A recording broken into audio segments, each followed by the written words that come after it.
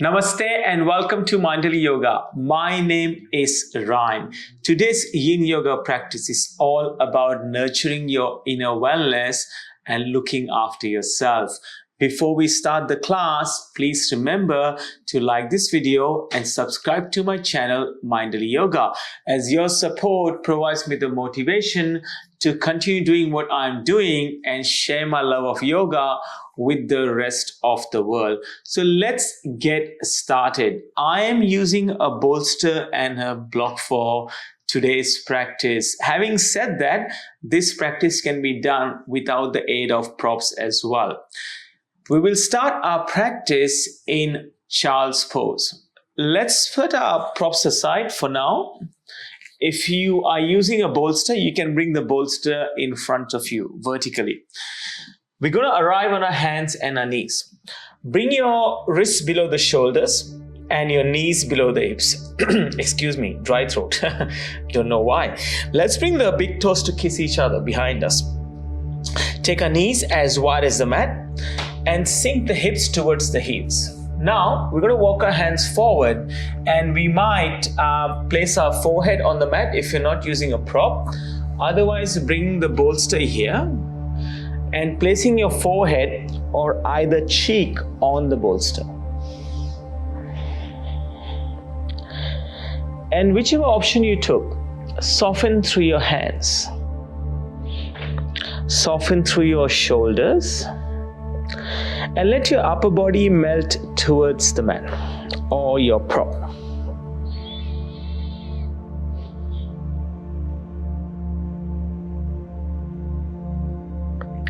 And then gently finding your rhythm with your breath.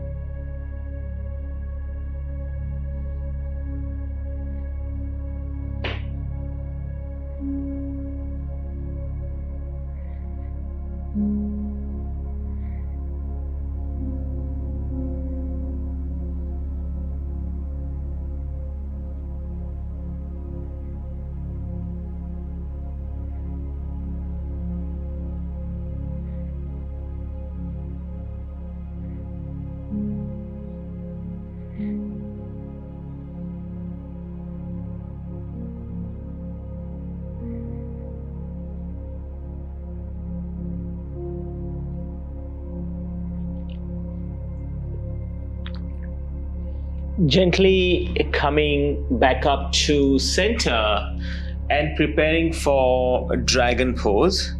Set your props aside and make your way into all fours. Come onto your hands and your knees, bringing your wrists below your shoulders and your knees below your hips.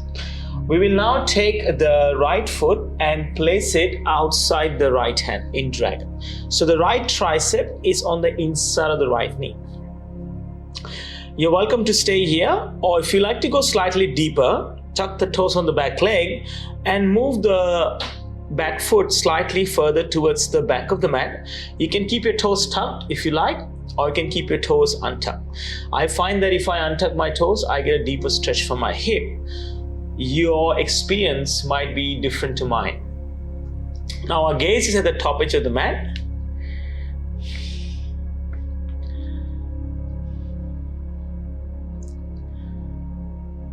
You're more than welcome to hang out here. If you wish to go a little bit deeper, bring the block with you and choose the height of the block, whether you place it at the middle height or the lowest height.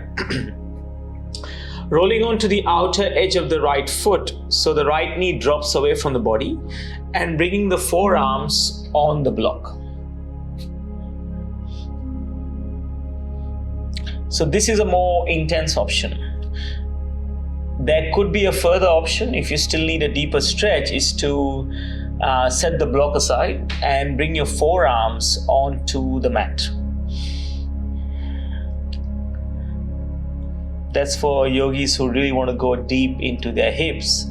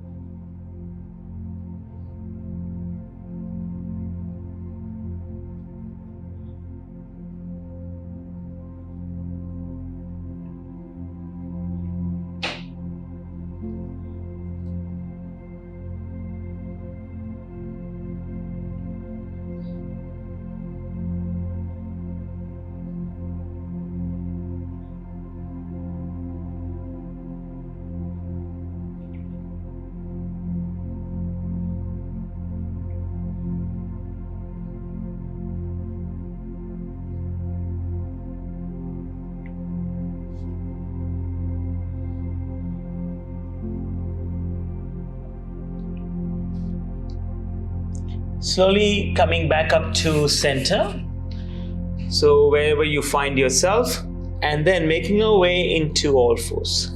Bringing the right knee again below the right hip and the left knee below the left hip. Tuck your toes and then push your hips towards your heels. Just stay here for a few breaths.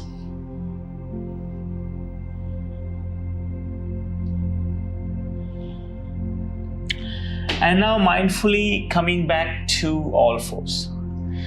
Let's take our left foot and place it outside the left hand, keeping the knee above the ankle and the tricep inside of the left knee.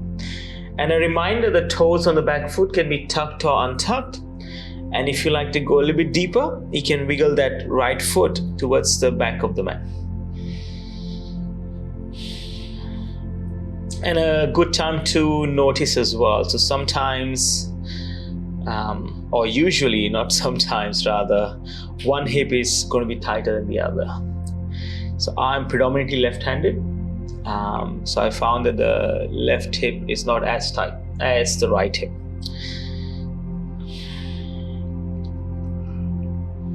I do some things with the left and quite a few things with the right. We live in a right-handers world, right?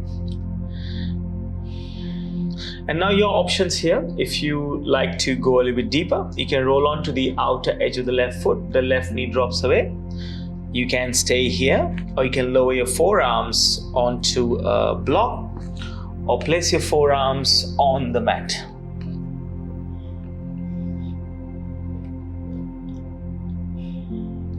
So for me, it's not available today, placing the forearms down on the ground. I've been running a lot last week. So I can't put my forearms to the mat. It hurts. So there's an element in yoga of listening to your body and adapting accordingly.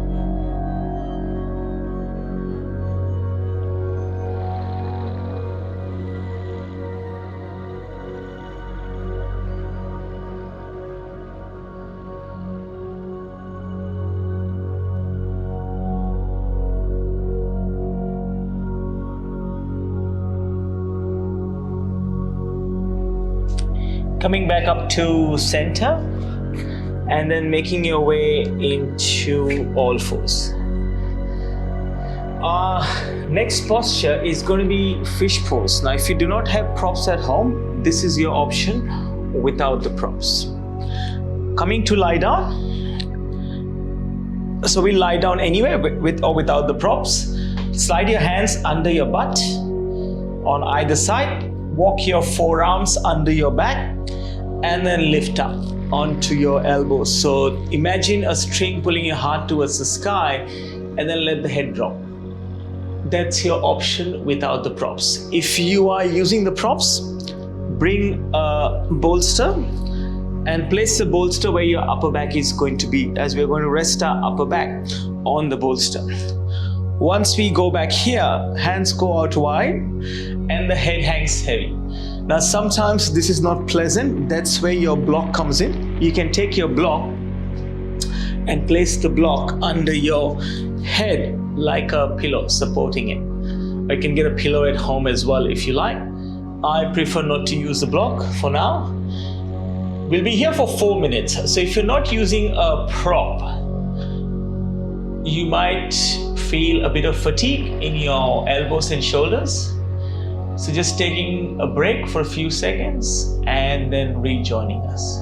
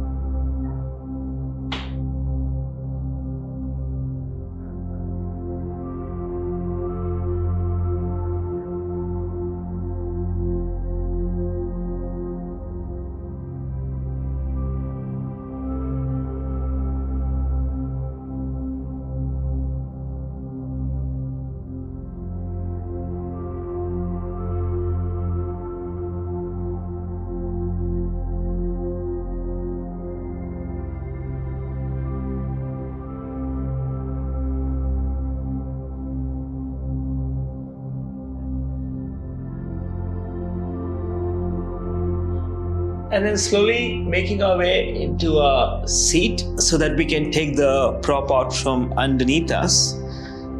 Place the bolster by your right hand side of the mat, vertically, and then come to lie down. Once we come to lie down, we hug both knees into the chest and lower them onto the bolster or the ground to the right side.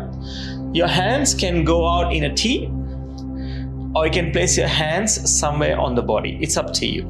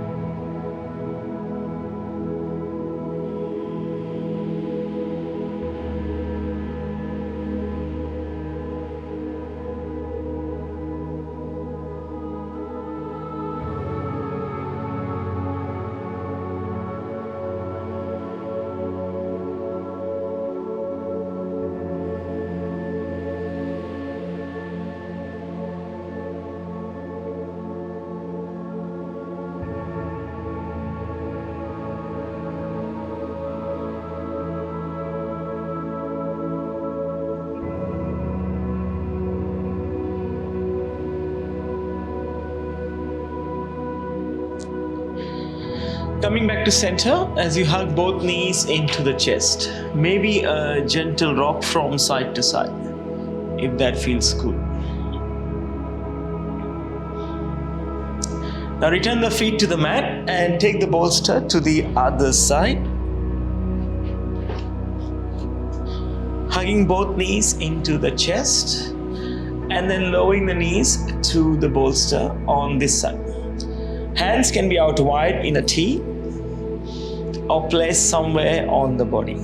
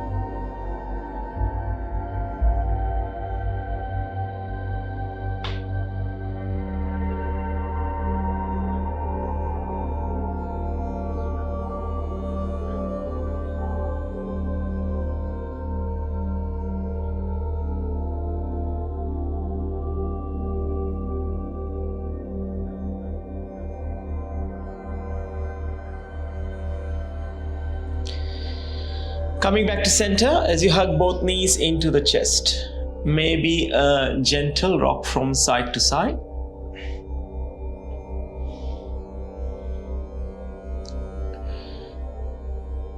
Lowering the feet to the mat with the knees bent now. We're going to take the bolster and slide it under our lower back. Now you can use a block. Once the lower back is secure, invitation to lift your legs towards the sky. So with this one, you can do it against a wall as well if you need more support. I just like to do it without a wall. A lot of my students do it against the wall and they find it very restorative as well. Your hands can be by your side out in a T, Or you can place one hand on the belly and one hand on the heart, or both hands on the belly.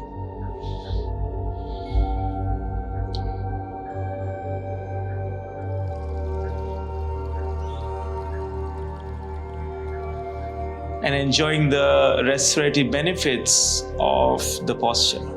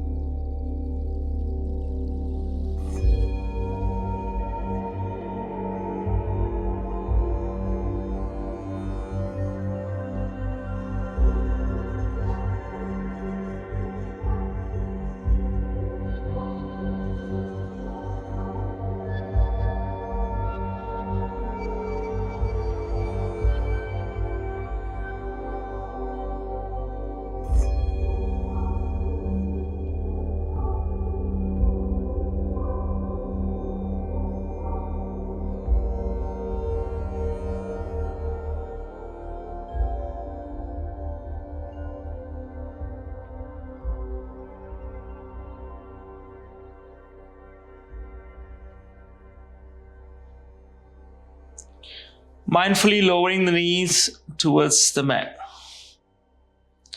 Lift the hips, slide the block or bolster out from underneath you to the side, and then roll over to your favorite side, using your arm as a cushion under your ear.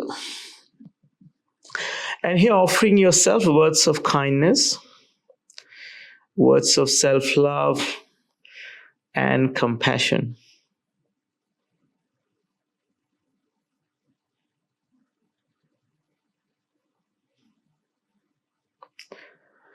With your eyes closed, slowly coming up into a seat. We'll bring our hands together, palms touch. Allow the thumbs to press into the sternum. One soft inhale, followed by one soft exhale. Bring the thumbs Uttara center to your lips and to your heart. From my heart to yours, namaste. Thank you very much for joining me for this practice today. Wherever you're in the world, have a great morning, amazing afternoon, or an awesome evening. I will see you soon on the mat. Namaste.